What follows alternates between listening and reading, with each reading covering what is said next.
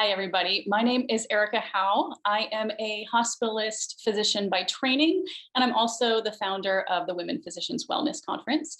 And today I'm going to be talking to you about work-life balance, unicorns, and other mythical creatures.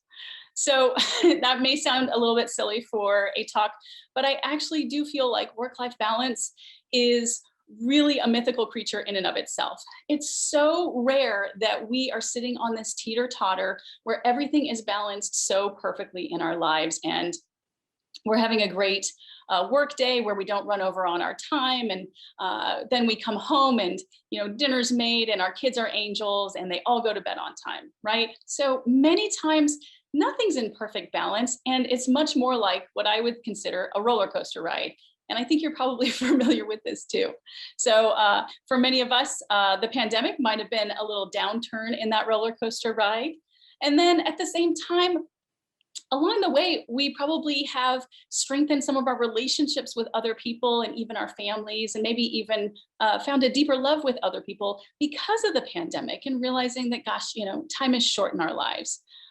Now, along the way, maybe because we've had new responsibilities and new leadership roles, maybe we even got a promotion despite all of the last year of craziness in our lives. And so maybe that was a little bit of an upswing on that roller coaster ride. And then, well, maybe you have kids. Now, actually, I think maybe I'm going to move the kids over to that loop-de-loop because they're a little more crazy than that, right?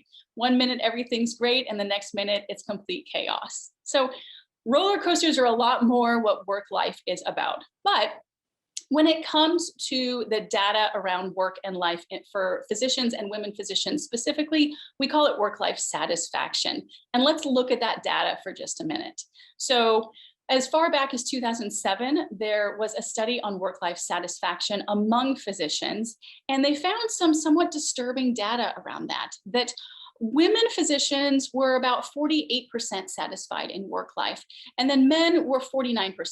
That was pretty equal at that time. It has since changed, and women have a lot less work-life satisfaction than our male counterparts.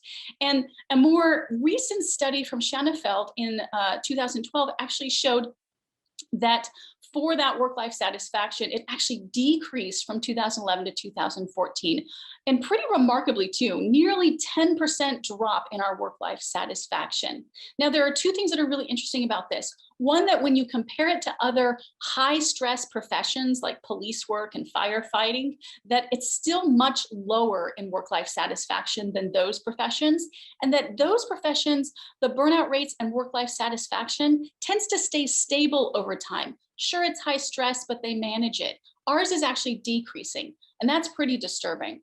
And even more recently, we have a study from 2016 that showed among women physicians in mid-career, so that's 11 to 20 years out in their career, it was a major reason for them leaving medicine completely. Now, we know, boy, it costs us a lot of money to replace physicians, and certainly we need as many women physicians as we can get. They actually provide higher quality care, have decreased mortality rates, less medical errors associated with their care. So we need to keep all of these women physicians in the workplace and satisfied along the way.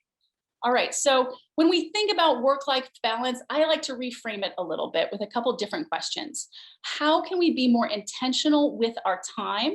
And how can we make sure that the time that we are spending reflects what we value the most? When we do things and spend our time in high value activities that really are meaningful to us, that's where we get our work-life satisfaction from.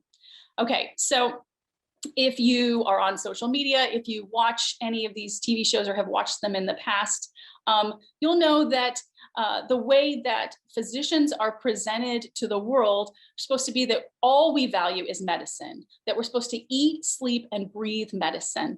And yet, maybe that's not the way you want your life to go. Certainly, you might want it to be, medicine might be an important part of what you do and very meaningful to you, but it's not necessarily everything that you do. You also care about your friendships and your family and your children. And maybe God bless. Does anybody remember that ERAS application? They had a section for hobbies.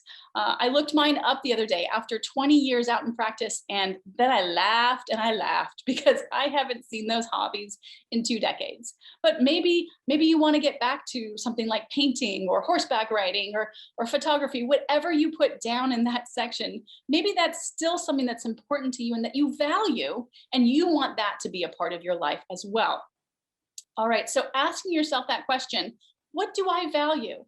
Now, when you do that, I actually want you to go pretty granular, and I'm going to give you an activity to do over the next few days. So this is just a timesheet of an average day in the life.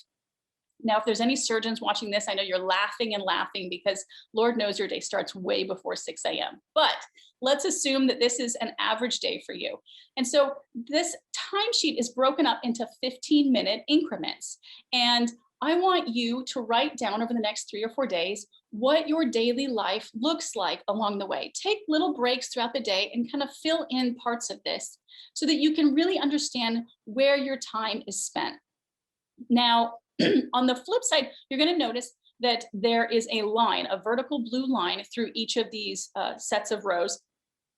On the left-hand side, I want you to write out what is a daily, what are some of the daily activities that I do? Where is my time spent?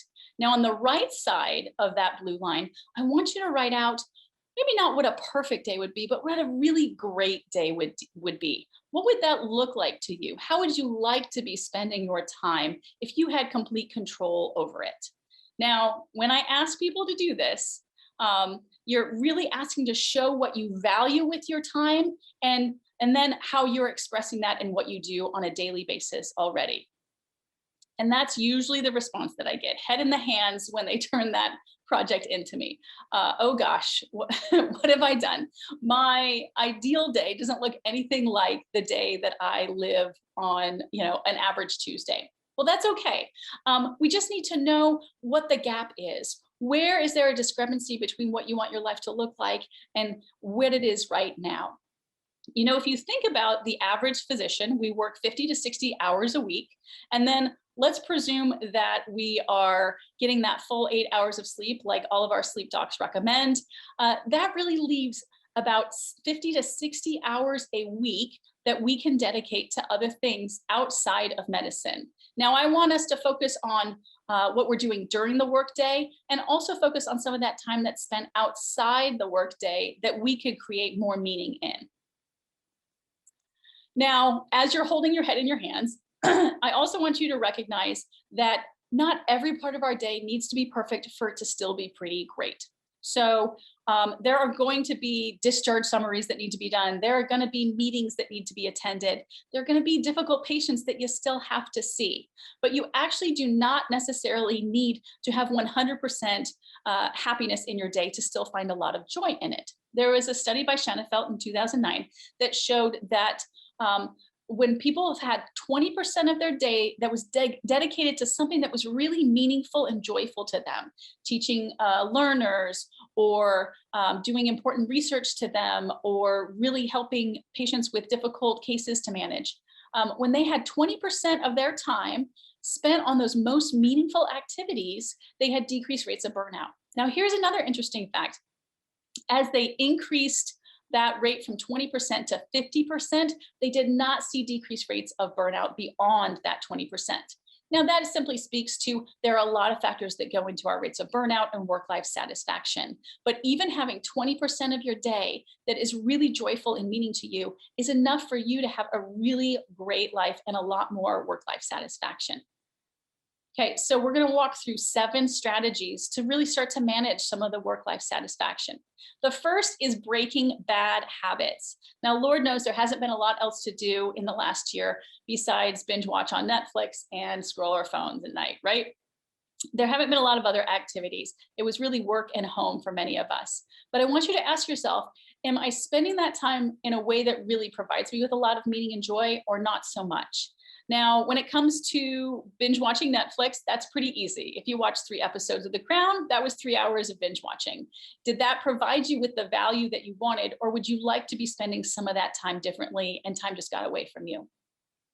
On the flip side, the phone is a little trickier, so I'm going to give you a couple tips on how to explore that more. Many times we'll turn on the phone just for a quick second, and then 10 minutes have gone by as we've gotten onto social media.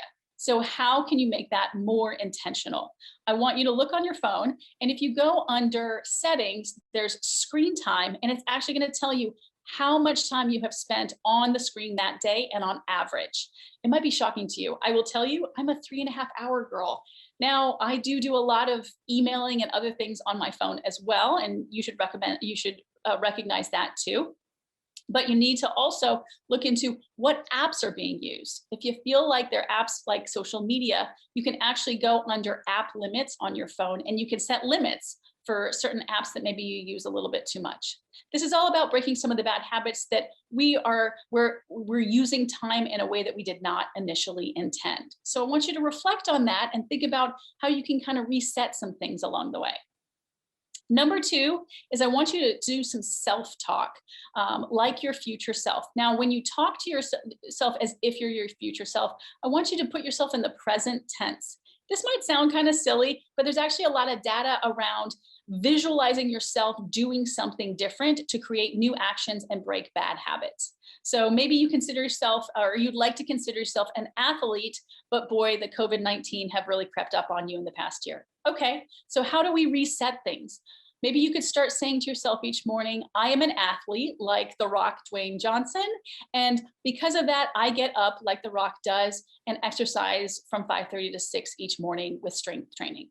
Or I am a mother that sets aside quality time for her toddler each night by reading 20 minutes before bedtime. So all of those things help put into your mind what your future self should be looking like to you and what actions are associated with it. This is a very intentional way of you restructuring your mindset to lead to different actions. Now, number 3, I really actually love this quote. Deciding what not to do is as important as deciding what to do. We are all high functioning, highly professional women, and we've gotten here because we've done things that many other people are not willing to do along the way. Go to med school, put in the work hours, work the nights, weekends, and holidays. And that's great. But at some point, we actually need to start delegating. And unfortunately, there is not a lot in medicine that teaches us to hand things off to other people. So I want you to start working on delegating yourself. Now, what can you ask yourself, boy, what can I start delegating for myself and for others? So we know that actually family responsibilities and household responsibilities that are felt to be unequal are one of the big dissatisfiers in work-life balance among women physicians. So I'll tell you, this is not my sink. This is not what it looks like on a daily basis until after dinner each day. Most of the day, it's full of plates and dishes.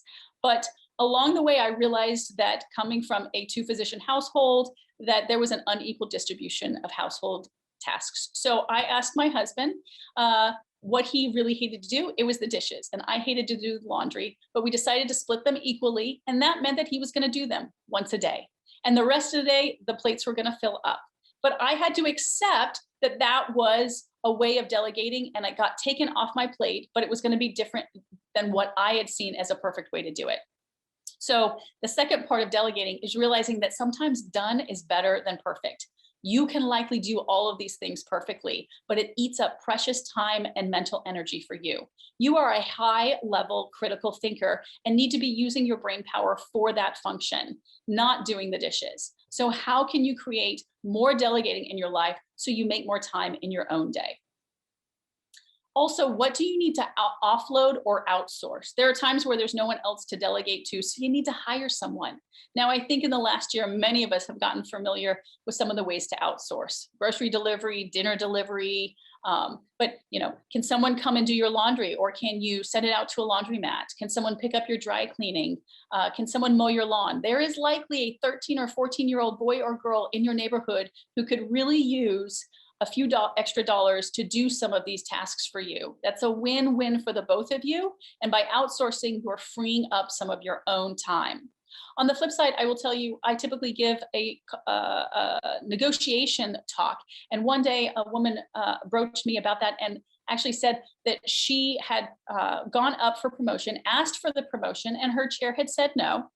So instead, she had the inventive idea of asking for a scribe instead. That was agreed to. And by having her scribe in clinic with her, she was able to increase her RVU generation by 20% and basically gave herself her own promotion through the bonuses that she sees through RVU generation. How can you get creative with offloading and outsourcing to create more time and efficiency in your own day? Number 5 is how to say no gracefully. There are also plenty of times where at some point, often as junior faculty, or maybe even as a fellow or resident, we were presented with what was an opportunity at the time, maybe stepping into a committee or a leadership position, and it's no longer serving us, and maybe we're not even serving well in that role anymore. We've learned what we can learn, and now we need to move on. However, the person that asked us to do it, we very much respect, and we want to make sure we do it in a graceful way as we step away. So here's how you say no gracefully. They're what I call the 4 A's. Now you can do this by email, you can do this over the phone or in person. You start by appreciation, showing your appreciation for the opportunity. As I reach out today, I just want to start by saying thank you so much for considering me for the discharge summary committee 3 years ago. So this way you're recognizing that someone thought of you and that you appreciate that. Second, you're going to acknowledge successes where they've been met. Over the past 3 years, we've seen a 23% decrease in discharge summary tardiness. And I think that's a great success and speaks to the hard work that we've done. And then you're going to talk about your action plan with your deadline. At this time, my plate is simply too full and I need to make room for some other opportunities. So I will be stepping away from this leadership role as of June 30th. Now, I've given a deadline so that there's no blurry area as to when I'll be serving versus no longer serving in that role. And then lastly, you'll notice that I have an alternative. I may have created a challenge for someone else, so I want to present a solution at the same time. As I step out of this role, I wanted to recommend a couple of people that I think would serve well in my stead. Now, as you recommend alternatives in that role, I recommend that you suggest another woman physician or a person of color because they are more likely to be passed up for leadership opportunities. Now, you'll also notice that in my action plan, I did not give a specific reason for why I was saying no to that opportunity. When I give specific reasons, I allow judgment by someone else. If I say that it's because I'm having difficulty with childcare, someone might think that I can't manage my home life well. If I say that my clinical duties are a bit too much, maybe I'm not managing my clinic very well. These are all allowing judgments by someone else. There's no need for those judgments. All that person needs to know is that I need to step away from this opportunity at this time. So feel free to stay vague and non-specific with your action plan. So that's how you say no gracefully. Now, as you're creating more time in your day, both in your work life and your home life, I want you to protect that time with some firm boundaries. At work, you can basically block off that time moving forward in your schedule so that no one is tempted to put a new meeting into that calendar. At home, maybe you step away from the kitchen if the dishes are supposed to be done at that time. So you're not tempted to help out. And you can really devote that time to doing something else in a different dedicated space where you can focus on more of that, either those hobbies or the self-care that you need or that higher level thinking. All right, you've created some more time in your day. Congratulations. Now there's one more aspect to this that's a little bit more challenging. I love this quote as we get to number 7 in our strategies. It's easy choices, hard life, hard choices, easy life. Many times we try to avoid those difficult conversations, things like going up for promotion, asking for more help or more resources, asking for more money, having difficult conversations with our spouse about equality and our home responsibilities. But ultimately, avoiding those conversations does not serve us in the long run and can lead to a more dissatisfied life. So easy choices, hard life. Making some of those hard choices and having hard conversations in the short term and getting a little bit uncomfortable ultimately leads you to a much more satisfying life down the road because you're having your needs and wants met. So this leads us to number 7, ask. Many of the things that go along with decreasing work-life dissatisfaction and decreasing rates of burnout come along with an ask. So studies have found that women who have mentors are less likely to leave medicine and are more likely to have more work-life satisfaction. But that means you have to ask for a mentor. You have to reach out to the women that you really respect and look up to and ask them if they could have some time for you. It means more flexible schedules and part-time work. Those tend to be things that lead to more work-life satisfaction. But that means you have a difficult conversation with your chair about creating new schedules along the way that meet the needs of women and men equally. Extended childcare decreases work-life dissatisfaction. So can you ask your institution for childcare with extended hours that kind of bleed into those evening hours and even nighttime work that you might be doing? And then lastly, women physicians who feel like they have poor spousal support are more likely to have work-life dissatisfaction. So that means having some difficult conversations sometimes with a spouse or partner and expressing what your needs are and coming to some agreements along the way to have more equality in your home life as well as your work life. Ultimately, you deserve a life that thrills you. And that means making some hard choices along the way, but they can be done and they can lead to a much more fulfilling life when you do. Here are my references. And then for anyone who wants to connect with me, I'd always welcome it. You have my email address, all my social media, of course, and then my website if anyone's interested. Thank you all so much.